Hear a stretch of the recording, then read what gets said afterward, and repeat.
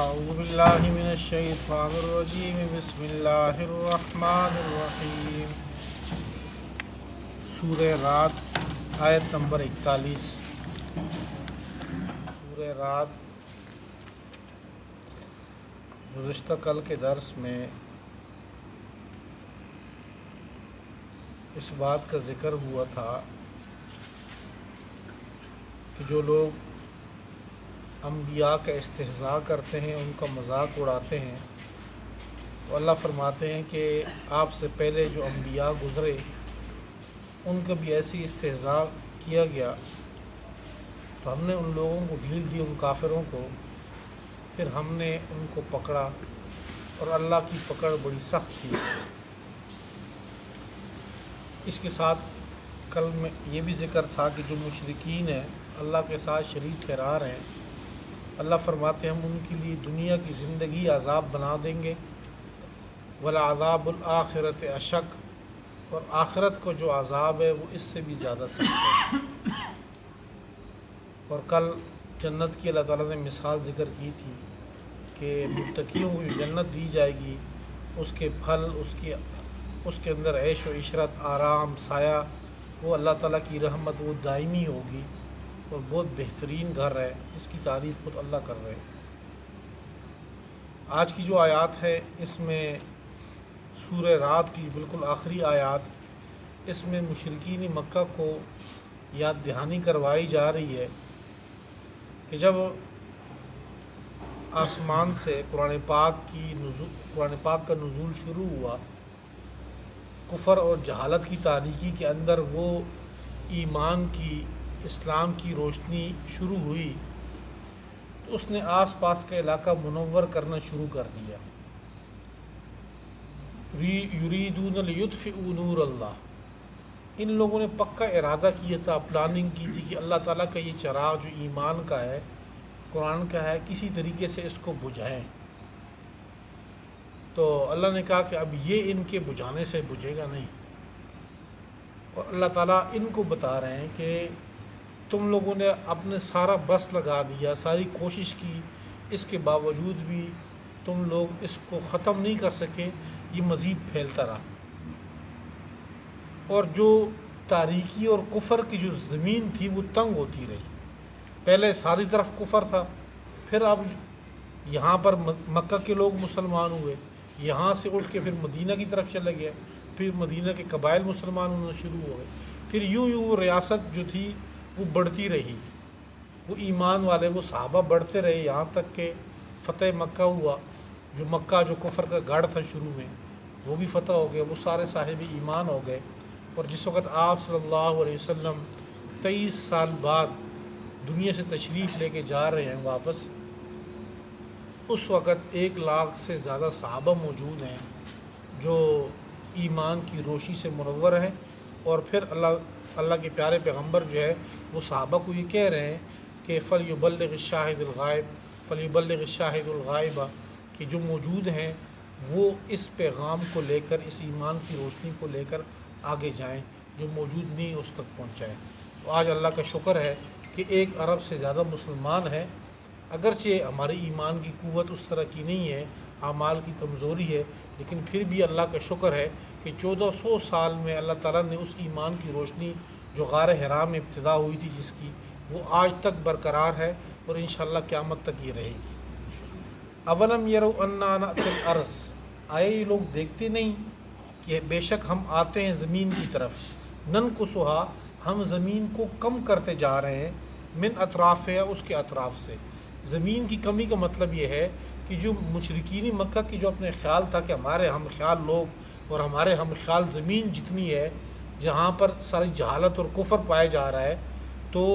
اللہ فرما رہے ہیں کہ ان کو اطراف سے، عرب کے آس پاس کے لوگ مسلمان ہوتے جا رہے ہیں، آخر میں جا کر جو ہے وہ مکہ ہی بچ گیا تھا، وہ بھی مسلمان ہو گئے، فتح ہو گیا تھا۔ واللہ یحکم لا معقب لحکمہ، اور اللہ جل شانہ فیصلہ کرتے ہیں، لا معقبہ، کوئی نہیں پیچھا کرنے والا، اس کو موڑنے والا، لحکمی، اس کے حکم کو، اللہ کے فیصلے کوئی موڑ نہیں سکتا، کوئی تبدیل نہیں کر سکتا۔ وَهُوَ سَرِيعُ الْحِسَابِ، اور اللہ جلد حساب لینے والے ہیں، حساب اللہ کا بہت جلد ہے۔ اگر ہم 60 70 سال 80 سال کی زندگی میکسیمم شمار بھی کر دیں تو بھی جب انسان مرنے لگتا ہے تو وہ ساری زندگی پر نگاہ دوڑاتا ہے، وہ یہ سمجھتا ہے کہ کل پیدا ہوا، بچہ ہوا، جوان ہوا، آج بڑھاپا۔ صاحب کی جتنی زندگی ہے اس کو وہ ایک خیال اور ایک فلم سی لگتی ہے جو سامنے سے گھوم رہی ہے، اس کو جو چند سیکنڈوں کی گیم تھی، چند منٹوں کی۔ اللہ جلد حساب لینے والے ہیں۔ وقد مکر الذین من قبلہم، اور تحقیق تدبیریں کرتے رہے، مکر کرتے رہے وہ لوگ جو ان سے پہلے تھے، ان مشرکین مکہ سے پہلے بھی لوگ تدبیریں کرتے رہے۔ فللہ المکر جمیعا، اللہ ہی کے لیے ساری تدبیریں۔ یعلم ما تکسب کل نفس، اللہ جانتے ہیں جو کما رہا ہے ہر جان، ہر نفس جو کچھ بھی کما رہا ہے صبح سے شام تک، شام سے صبح تک، ساری زندگی اللہ خوب جانتے ہیں اس کو۔ وَسَيَعْلَمُ الْكُفَّارُ لِمَنْ عُقْبَى الدَّارِ، ان قریب کافر بھی پہچان لیں گے لمن عقبى الدار، کہ آخرت کا گھر کس کا ہوگا۔ وَيَقُولُ الَّذِينَ كَفَرُوا لَسْتَ مُرْسَلًا، کافر لوگ کہتے ہیں آپ سے کہ لست مرسلا، آپ پیغمبر نہیں ہیں، آپ بھیجے ہوئے نہیں ہیں، آپ اللہ کی طرف سے منتخب نہیں ہیں۔ قل کہہ دیجئے کفا باللہ شہیدا بینی و بینکم، اللہ کافی ہے میرے اور آپ تمہارے درمیان گواہ۔ ومن عندہ، اور وہ ذات عندہ علم الکتاب، جس کے پاس کتاب کا علم ہے، وہ گواہ ہے اس بات پہ کہ میں اللہ کا حقیقی پیغمبر ہوں جو آپ کی طرف آیا ہوں سمجھانے کے لیے۔ سورہ ابراہیم، یہ اس میں چونکہ آگے جا کر حضرت ابراہیم علیہ السلام کی دعا کا ذکر ہے، جو حضرت ابراہیم علیہ السلام نے مکہ میں خانہ کعبہ کی تعمیر کے بعد مکہ کی آبادی کے لیے دعا مانگی تھی، تو اس دعا کا ذکر ہے، حضرت ابراہیم علیہ السلام کا تذکرہ ہے، تو اس نسبت سے چونکہ ان کے واقعہ کا آگے ذکر آ رہا ہے، اس نسبت سے اس پوری سورت کا نام سورہ ابراہیم رکھا گیا ہے۔ الف لام را، حروف مقطعات۔ کتاب انزلناہ، یہ قرآن پاک یہ کتاب انزلناہ، ہم نے اس کو نازل کیا، الیکا، آپ کی طرف،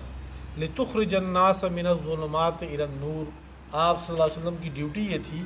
کہ آپ لوگوں کو نکالیں من الظلمات، اندھیروں سے، الی النور، روشنی کی طرف، یعنی کفر کی، جہالت کی اس تاریکیوں سے نکال کر ایمان کی روشنی میں ان کو لے جائیں۔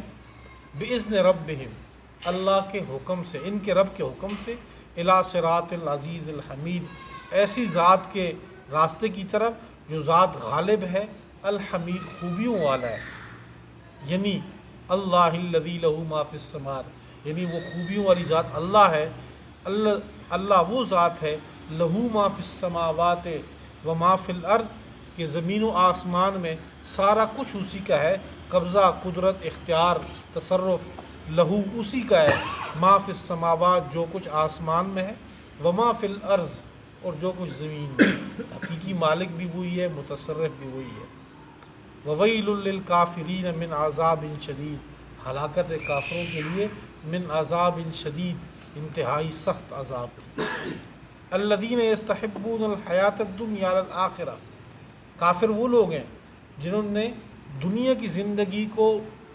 ترجیح دی علی الآخرت، آخرت کے بدلے میں، آخرت کے بدلے میں یہ لوگ دنیا کی زندگی کو ترجیح دیتے ہیں۔ وَيَصُدُّونَ عَن سَبِيلِ اللَّهِ، اور اللہ کے راستے سے لوگوں کو روکتے ہیں۔ وَيَبْغُونَهَا عِوَجًا، اور اس میں ٹیڑھا پن تلاش کرتے ہیں۔ کوئی چیز دیکھتے ہیں، کوئی مصیبت آتی ایمان والوں پہ، کوئی مسلمانوں پہ، تو فوراً اس کو جا کر جو ہے نا اس کو اچھالتے ہیں کہ بھی یہ دیکھیں مسلمانوں کی حالت یہ ہے، یہ ایمان والوں کی حالت ہے۔ تو وہ آزمائش جو اللہ کی طرف سے ہے، اوپر یہ لوگ بھی اس پر ہنستے ہیں، مذاق اڑاتے ہیں، ٹیڑھا پن تلاش کرتے ہیں۔ کافر آج کل کے دور میں بھی دیکھ لو کہ اگر کوئی بندہ اپنی ذاتی فعل کوئی کرتا ہے تو اس ذاتی فعل کو بھی اسلام کی طرف منسوب کر کے اسلام کا مذاق اڑایا جاتا ہے۔ اب چند لوگ اگر کسی گناہ پہ، کسی جرم پہ لوگوں کو پتھر مار کے سنسار کر دیں، تو اگر وہ گورنمنٹ کی طرف سے نہیں ہے تو یقیناً وہ اس قبیلے کا، اس خاندان کا، اس قبائل کا اپنا ذاتی فعل ہے، وہ اسلام کے ہاں اور مسلمانوں کے ہاں بھی مجرم ہے، لیکن اسلام کا وہ چہرہ پیش کیا جاتا ہے کہ جی یہ دیکھیں مسلمان اس وقت وحشت ناک ہے، دہشت گرد بھی یہ ہے، تو وہ ٹیڑھا پن یہ لوگ تلاش کرتے ہیں، اس کو اچھالتے ہیں کہ لوگ جو ہے اسلام کی طرف نہ آئیں۔ اب اگر کسی کو کہا جائے کہ جی ہم اسلامی نظام چاہتے ہیں، مسلمانوں کو کہا جائے، تو میڈیا نے ایک ایسا تاثر قائم کیا ہوا ہے پورے ورلڈ میں، پورے اس لوگوں میں، خود مسلمانوں کے ذہن میں بھی یہ گھسا دی ہے، ڈال دی ہے بات کہ جی جب ہم کہتے ہیں کہ ہم اسلامی نظام چاہتے ہیں،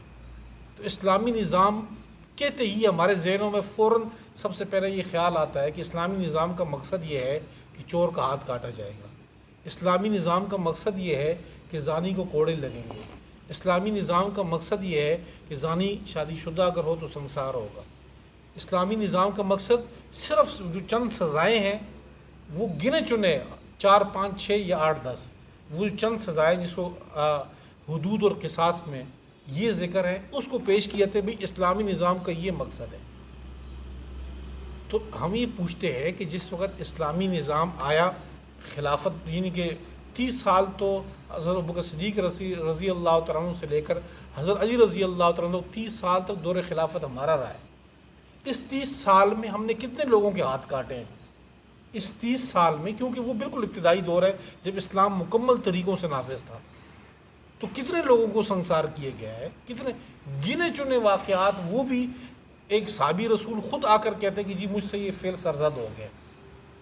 اور خود میرے اوپر یہ اللہ کا حکم جاری کرو، اس کے علاوہ کس کا ہاتھ کٹا ہے؟ تو پورے 1400 سال میں 14 صدیوں کے اندر جو واقعات 14 مرتبہ بھی نہیں ہوئے اس کو سامنے پیش کیا جاتا ہے کہ بھئی اسلامی نظام کا یہ مقصد ہے۔ اسلامی نظام کا وہ جو بہترین مقصد تھا کہ جی اسلامی نظام کا مقصد یہ ہوگا کہ اگر ایک عورت بصرہ اور کوفہ سے چلے مدینہ تک تو کوئی اس کو ہاتھ اٹھا کے نہ دیکھے، کوئی اس کو آنکھ اٹھا کے نہ دیکھے، ہاتھ نہ لگا سکے اس کو۔ وہ اسلامی نظام کا یہ مقصد ہو، جسے حضرت عمر رضی اللہ تعالیٰ نے کہا کہ اگر دریائے فرات کے کنارے پہ، دریائے نیل کے کنارے پہ کوئی کتا اگر بھوک سے مرے، اگر اس مرے تو اس کی بھی پوچھ مجھ سے ہوگی کہ یہ کیوں ہے اس طرح۔ اسلامی نظام کا تو یہ مقصد تھا۔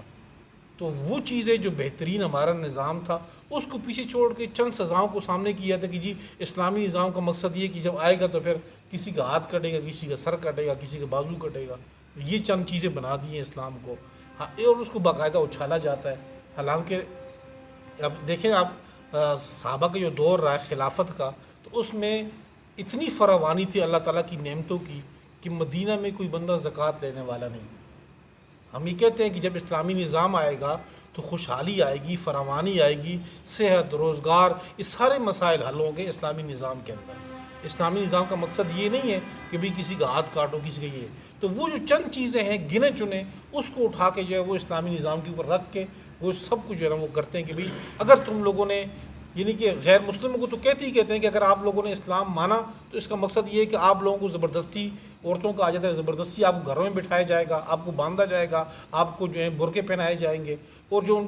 کافروں کے مردوں کو یہ سمجھایا جاتا ہے کہ اگر آپ لوگوں نے اسلام قبول کیے تو پھر یہ چیزیں ہوں گی آپ لوگوں کے ساتھ، یہ آپ کا ہاتھ کٹے گا، یہ سزائیں ہوں گی آپ کو۔ اور ادھر جو ہے مسلمانوں کے ذہنوں میں بھی یہ ڈالا جاتا ہے کہ بھی آپ لوگ اسلامی نظام کا مطالبہ نہ کریں، اگر اسلامی نظام کا مطالبہ کیا تو یہ آپ کے ساتھ خرابیاں پیش آئیں گی۔ حالانکہ وہ جو حقیقی صورتحال ہے وہ سب نے پیچھے کر دی، کہ کوئی مانگ ہی نہ لے، کہ وہ امن، تحفظ، سکون، راحت، وہ چیزیں نہ مانگ لے کہیں ہم سے۔ تو وَيَبْغُونَهَا عِوَجًا، اللہ کے اس راستے میں یہ ٹیڑھا پن تلاش کرتے ہیں۔ أُولَٰئِكَ فِي ضَلَالٍ بَعِيدٍ، یہی لوگ ہیں جو فی ضلال بعید، گمراہی دور کی گمراہی میں پڑے ہوئے ہیں۔ وَمَا أَرْسَلْنَا مِن رَّسُولٍ إِلَّا بِلِسَانِ قَوْمِهِ، ہم نے نہیں بھیجا کسی پیغمبر کو الا بلسان قومی، مگر اسی قوم کی زبان میں، جو لوگ جہاں پر بھی گئے پیغمبر انہی کی زبان میں تھا، انہی کی قوم سے تھا، لِيُبَيِّنَ لَهُمْ، تاکہ ان کے لیے بیان کر دیں۔ فَيُضِلُّ اللَّهُ مَن يَشَاءُ وَيَهْدِي مَن يَشَاءُ، بس اللہ گمراہ کرتے ہیں جسے چاہتے ہیں، وَيَهْدِي مَن يَشَاءُ، اور اللہ تعالیٰ ہدایت دیتے ہیں جسے اللہ چاہتے ہیں۔ وَهُوَ الْعَزِيزُ الْحَكِيمُ، اور اللہ غالب حکمت والا ہے۔ گمراہ کس کو کرنا ہے اس کی حکمت بھی اللہ جانتے ہیں، ہدایت کس کو دینی ہے اس کی حکمت بھی اللہ جانتے ہیں۔ وَلَقَدْ أَرْسَلْنَا مُوسَىٰ بِآيَاتِنَا، اور البتہ تحقیق ہم نے بھیجا موسیٰ علیہ السلام کو بِآيَاتِنَا، اپنی آیات دے کر، اپنی نشانیاں دے کر، ان اخرج قومک من الظلمات الی النور، کہ تو نکال اپنی قوم کو